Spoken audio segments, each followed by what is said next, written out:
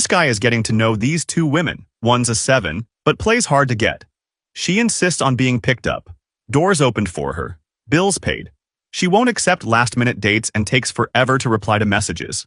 The other woman, a 9, doesn't play those games. She splits the bills, replies to texts right away, and even makes last-minute plans, and sometimes even picks him up in her car. After 2 weeks, he stops texting one and wants to get serious with the other. He thinks about her all day. You could say he's a bit obsessed. Which woman would you choose? Which one do you think he chose? It might not be obvious to most, but there's this psychological concept called cognitive dissonance that makes it easy to predict. Let me explain. In this experiment, they ask participants to screw a nut back and forth on a bolt for an hour. A really boring task. At the end, they pay half the participants $1 and the other half $20.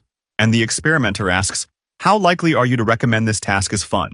Those who got $20 think, this was super boring and that's why they paid me so much. It makes sense. It's boring, that's why the big payout. They're unlikely to recommend it as fun. Now, those who got $1 have this boring task on one hand, and the fact they got $1 on the other. It doesn't make sense to have spent an hour on such a boring task for a lousy $1. So, since they can't change the fact they got paid only $1, what they change in their minds is the fact the task was boring. Maybe they give it a philosophical meaning. Or think of it as a form of meditation or a time for self-reflection. They mentally sell themselves the idea that it wasn't so boring. And so, they justify to themselves why they spent an hour on this boring task. Once they see it as personal reflection time, they're much more likely to recommend it.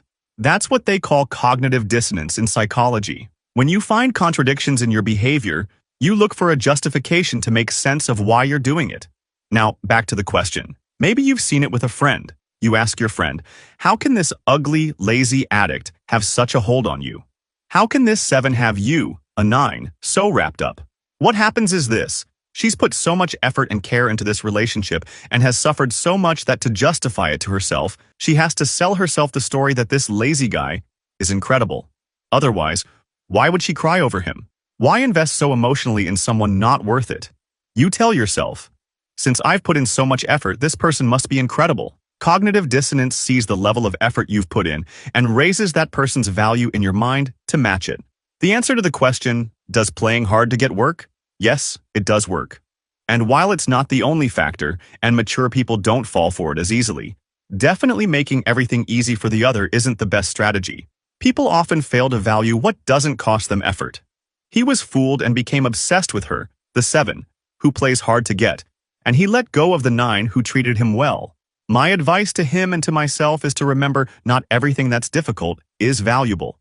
Don't fail to recognize the valuable things in your life that haven't been hard to come by. By the way, there's a book I want to recommend. It's a book I wish I'd read before turning 30 because it shows how small changes in your habits can lead to big transformations in your life. It's called Atomic Habits. Download it for free right now. In the first video on my profile, I'll show you how.